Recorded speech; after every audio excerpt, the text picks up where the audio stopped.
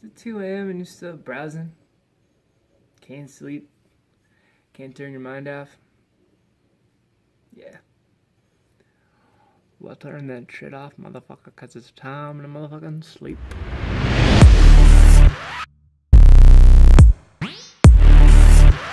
What's up, everybody? It's Chris, and this is Offensively Fit. Tonight, where you are, we're talking about 5 ways that you can get some sleep tonight. Somewhere along the way, we got this idea that if you're not thinking, then nothing is going to get done. You have to always plan. I got to get this project and that thing, and I got to make sure that I'm on top of all these tasks. And yeah, that's great, but it completely discounts the fact that we can get so much accomplished when we just tune out. Just like your muscles grow stronger when they're resting, your brain and your mind do amazing things when you're sleeping. And it may be a lot better than what you might accomplish if you're sitting up there at 4 in the morning to try to do work for tomorrow. So the first way is darkness. You got to make sure that the environment that you sleep in is as dark as possible. So turn off your lamps, turn off the light on your alarm clock, turn off any monitors and screens and shit like that.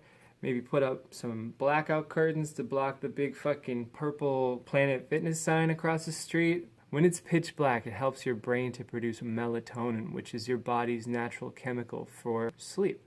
But it also starts to become a ritual. So as soon as it gets pitch black, you know that it's time to fucking sleep, and there's no other question about it.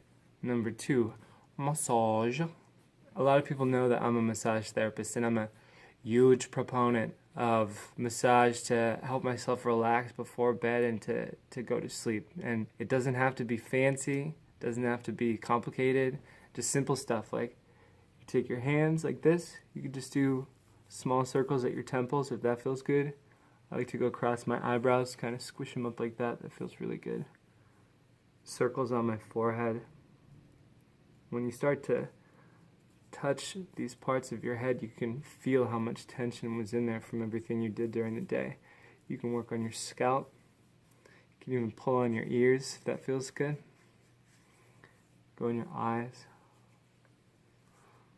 I like to put my thumbs right up here in the top corners of the eye socket. That gets really sore from all this screen usage and everything.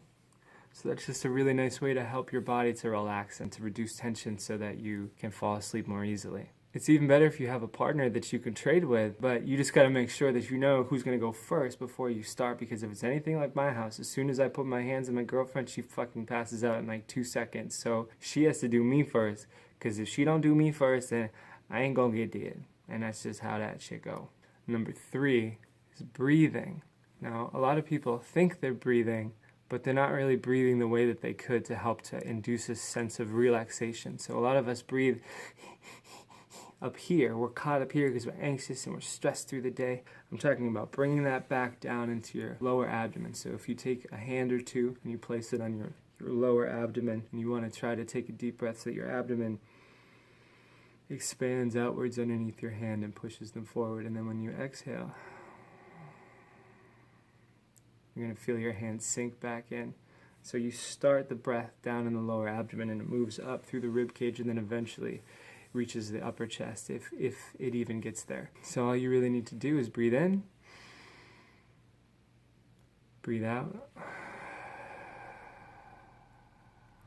until all your worries and concerns about tomorrow to go fuck themselves for the night, because they're not going to do shit for you right now. Number 4, supplements that can help you sleep. Now, I'm not talking about those supplements that are designed for workouts like muscle pump slam powder, blah, blah, blah, get 3 times stronger in 5 days, blah, blah, blah. No, that's fucking bullshit. None of that stuff. You don't need any of that stuff. I'm talking about specific nutrients that will actually help you to sleep. And one of my favorites that I have right here is magnesium.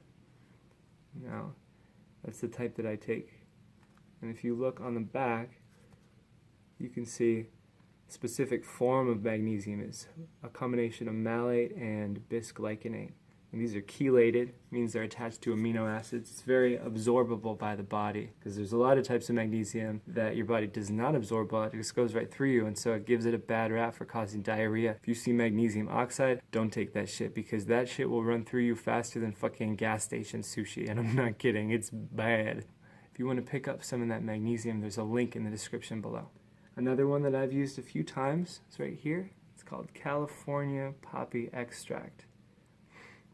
California poppy is known to induce a state of drowsiness, but one thing that you want to be sure of is that you don't use this shit if your workplace drug tests, because it'll probably show up in your piss like an opiate and you're going to have a really uncomfortable conversation with your boss and your mom and your spouse. Number 5 is YouTube relaxation videos and ASMR and massage videos and all that stuff.